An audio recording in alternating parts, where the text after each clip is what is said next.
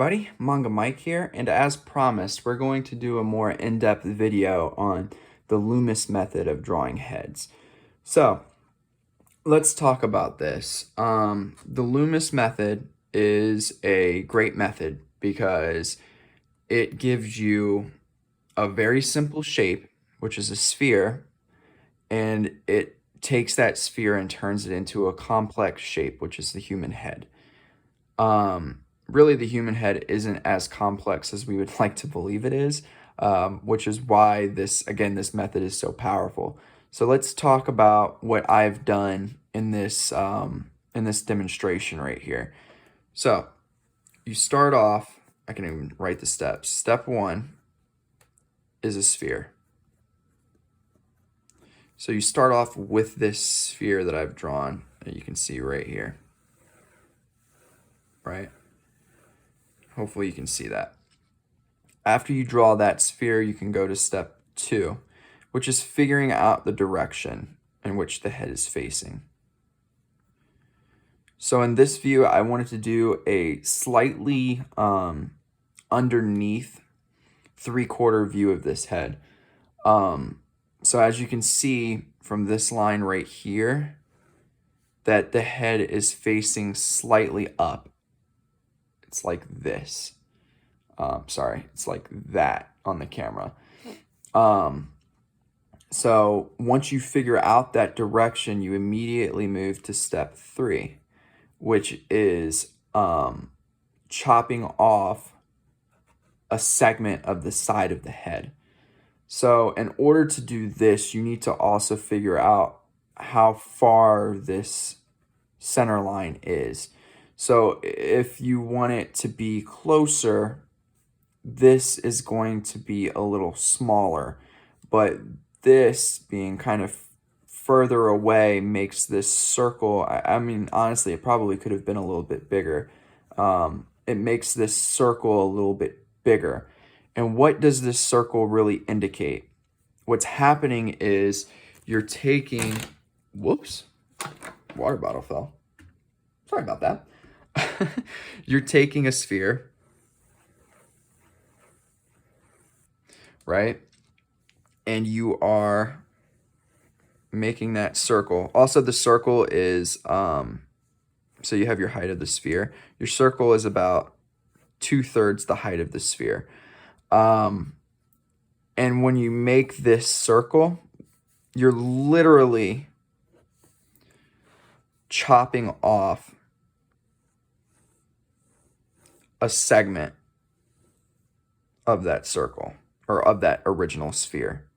Okay, so that's what this is. Why do you need to chop that off? Well, you need to chop that off because it represents the side plane of the head. So after you have that side plane, what you want to do is you want to split it in half 2 ways. The first way, and this line right here, is going to be, I forgot to keep writing the steps, so that's okay. This line right here is going to kind of mimic your center line of your head. And then this line right here is just going to slice that circle in half this way. It's important to note that this angle right here, this is a 90-degree angle. So these 2 lines are perpendicular to one another. You don't want it to not be perpendicular, or else your head's going to be kind of off. So after you develop these 2 lines right here, you now can wrap this line around the sphere, starting from that point. Really, you can go all the way around the sphere if you want to. It'll help you with your, like, just the general flow. But this line becomes the brow line. Now you go to the bottom of your circle and you wrap that bottom part around the face as well. This line becomes where your nose rests, where it ends. And then to get, this actually is slightly too long, but that's okay. To get this segment of the face, it's basically the mandible. which is like your jaw area. To get this segment of the face, you're taking this right here and you're plopping it in there. So you can see I have thirds. I forgot to mention this one. I'll get to that in a second. But you have thirds, even thirds that separate your face. This top third is your forehead. This third is your eyes, nose. This third is your chin, mouth. Okay? This is also right here, this line. If you go to the top of your circle and you do the segment like you did here, this is going to give you your hairline. Now your hairline is important because, or not important, but your hairline can be a little confusing because it's different between genders for the most part. On average, a male's hairline is lower than a female's hairline. So keep that in mind when you're doing your drawings. So now that we have this, and I've already added in, the neck and everything, I like to place the ear next. So your ear is in this bottom quadrant of that original circle that you created. It can go slightly above or be slightly below, but for the most part, it's going to rest right there. I draw that in before I do even the jaw. So your jaw, after you do your circle, it's just sweeping down. That's all. This other side of your head's just sweeping down from the original sphere. And after you get your center line, you're doing your chin, and then you're going to do your jawline. This obviously differs between person to person. This face is I would say more of a male face, but you're going from this center line that you originally created right here that mimics that line, and you kind of do a little bit of an angle here, and then you go right into that part of your jaw, and your chin usually has like a somewhat flat area right there before going right into the jaw. So let's talk about this part of the face right here first. I like to split this third in half. Actually, I'm gonna switch back to this really fast. Remember that though. There is a rhythm. The rhythm can start either here or it can start here. This rhythm comes down and it meets that flat part of the chin right there. This rhythm's important because it gives you shading for this side of your head. Again, some people do it from here, which is fine. Just depends on your preference. I think this one right here might actually be slightly more accurate because it's giving you your jaw shadow right here, but I do like this one too. So let's go back to this now. You want to split this in half, and you want to make sure it's going in the same kind of angle and same circular direction as these two lines.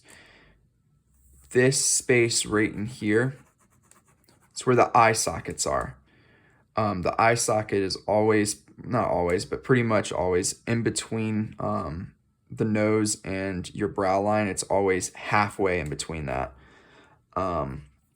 So let's do that. Why is it good to know that? It's good to know that because within your eye socket is where the eye actually lies, right? And it also gives you a decent indication of where this part of your head steps in, right? And then you come back out for your cheek. Depending on who you're drawing, the cheek could be higher, it could be lower.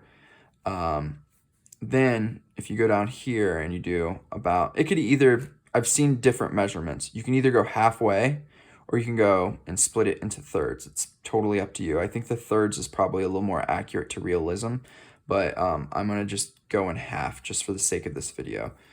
So you go half of this third right here, and that is where your mouth is, right?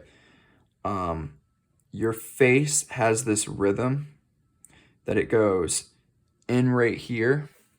Try to pull my hand back. In right here, out for the cheekbone. It comes back in, and then it swoops around because your mouth has this area right in here. It's kind of circular. It swoops back around where the mouth is, and it comes in and it pops back out at the end for the chin. Okay, so you end up with something that's kind of like that. All right. If you're just beginning, don't worry about drawing specific things, right? Just draw placeholders. Why am I saying to do that? I think drawing placeholders is more important because it will allow you to draw this head in different views just using your mind and just filling it in with the placeholders instead of trying to worry about the nitty-gritty of how to draw, this. Sorry, this is going to be really rough. How to draw this anime eye in different angles, right? That's hard. But drawing this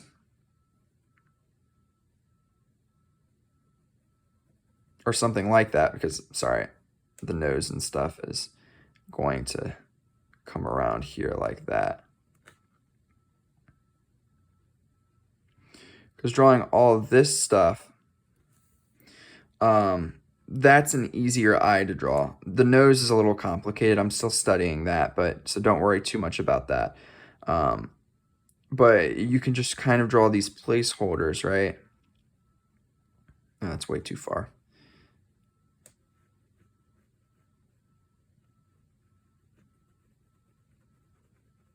And that's going to help you place certain things within it.